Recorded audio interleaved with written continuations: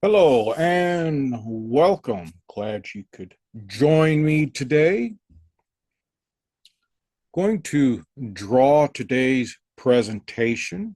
Draw this from Sepher HA-Zohar, Bareshith to Lekh Lekha, or the Book of Light.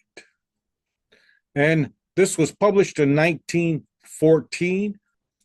You can find this at the sacredtexts.com. It is in the public domain. So you can copy and paste it into a Word program, or I'm sure you can find a PDF version available. So we begin with, what is the poor man's prayer? It is the evening prayer which he is privileged to utter when by himself and alone. Think about this. Now, the poor man's prayer is not a reference to someone who is poverty-stricken. It's not a reference to any kind of financial disparities. It is connected to a lack of. So, poor means lacking. And in this instance, I want you to picture a moment, the day, your day. Picture a moment how you began your day. Just close your eyes for a moment. See yourself rising, getting out of bed, cleaning yourself up, showering, all that nice little stuff. Some of you may have breakfast, so you see yourself eating breakfast and everything. You see yourself getting ready for work.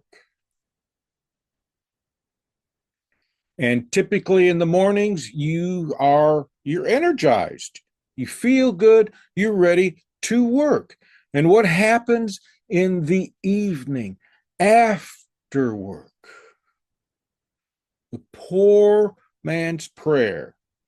You are tired. You are lacking energy. This is what the poor man's prayer is. It's got nothing to do with social status, economic class, nothing to do with that. All it means is that at the end of the day, you are tired and you say a prayer of thanks for being able to get through the day. You say a prayer for rest as you go to sleep to renew your strength once more. And he also writes that the prayer of the Sabbath day is a charity or good deed done to the poor, and is as the rising sun that beams upon everything and is a benefit to all. Now we have our reference point, the rising sun that beams upon everything. What is it that the sun does? The sun warms us. The sun provides light for us. The sun provides energy for the plants to produce. The sun nurtures. That's what the sun does. Its rays shine upon all, benefiting all, nurturing all. Thus, the prayer of the Sabbath day is a charity or good deed. Key word, deed, done to the poor. Nurturing. The prayer of the Sabbath day is nurturing.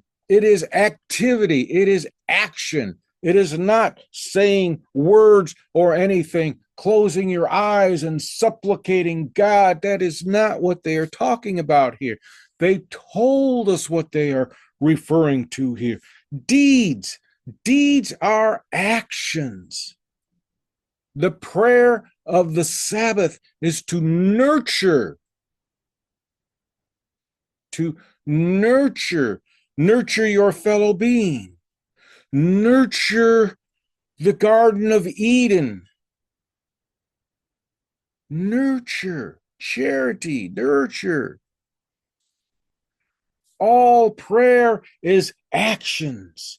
It's not sitting silently or praying aloud so everyone can hear you. What is it that Jesus tells us? Say your prayers in a closet so no one can hear you. In other words, you say them to yourself. You don't broadcast them to look good or anything. And in this instance, prayer is activity. Does you no good to pray if you're not going to do anything to achieve your prayer? And he tells us that for this reason, a person should regard themselves as a mendicant at the king's gate or door, as humility of heart and mind should be the chief feature in praying during the weekday. So what is a mendicant? A mendicant is someone who relies on alms or charity for their livelihood. Every single one of you, including myself, relies on others for our livelihood. Whether we go to work or whether we are unable to work, we rely on others for our livelihood.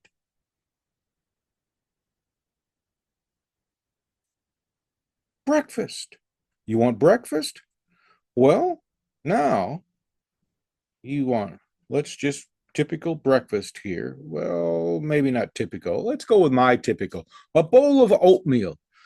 All right. So in order for me to get that bowl of oatmeal, in order for me to do that, I have to, one, purchase the oatmeal. And in order for me to be able to purchase the oatmeal, I have to rely on someone else to have purchased it to sell to me. And they have to rely on someone else to grow it so that they may purchase it. They also have to rely on someone else to transport it from where it was processed to the merchant. And further back, whoever purchases it to sell it to the merchant has to rely on someone to pick it. And then whoever picks it has to rely on someone to grow it. And whoever grows it has to rely on someone to have seeds that they can purchase. You see what I'm saying? Every single one of us is dependent on everyone else for our livelihood. No ifs, ands, buts about it. That is the way life is. That is the way the economy works.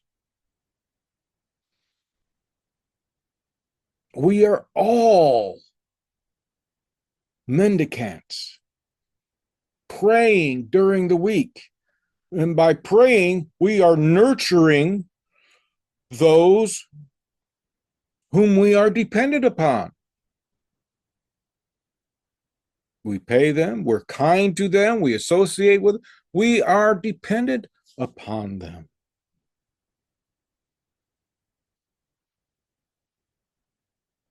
And he goes on to tell us that when girded with the phylacteries, a person stands as a supplicant and mendicant before the palace gates of Adonai. And phylacteries are small wooden boxes containing verses of the Torah. And the Torah are the writings of the first 5 books of the Old Testament. The Torah are the divine teachings. And one wooden box is carried on the arm, close to the heart. The other box is carried on the head. And what these symbolize is the alignment of thought with action, or more precisely, the alignment of the heart with the mind.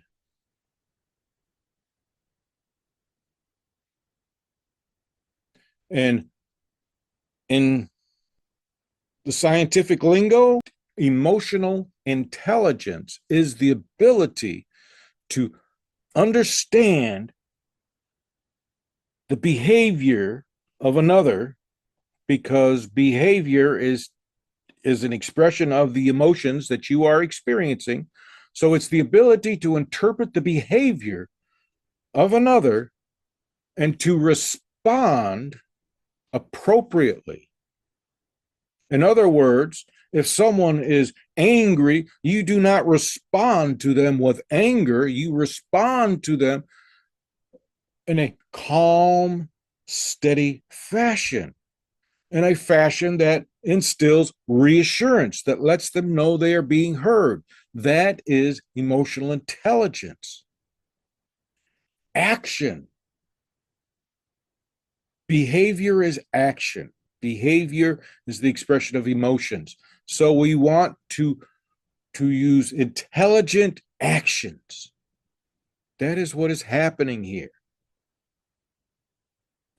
And it closes with what comes from the divine unto the divine returns.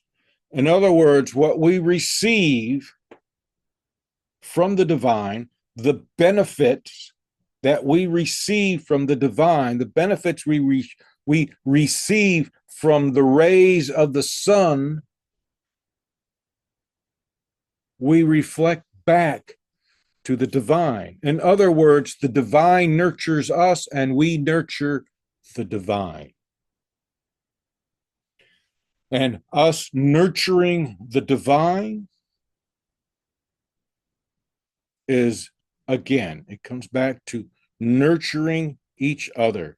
What does the divine teach? No matter what religion you follow, love your fellow beings unconditionally. To love is to nurture, and that is what it all comes down to. As you are nurtured by the divine, so you nurture the divine through others. Prayer is how you worship the divine, and prayer is action, and prayer is nurturing. So as the rays of the sun nurture you, so you nurture others. This is just a little something for you to think about. And I want to thank you for stopping by and listening to what I have to share with you. You have a wonderful day.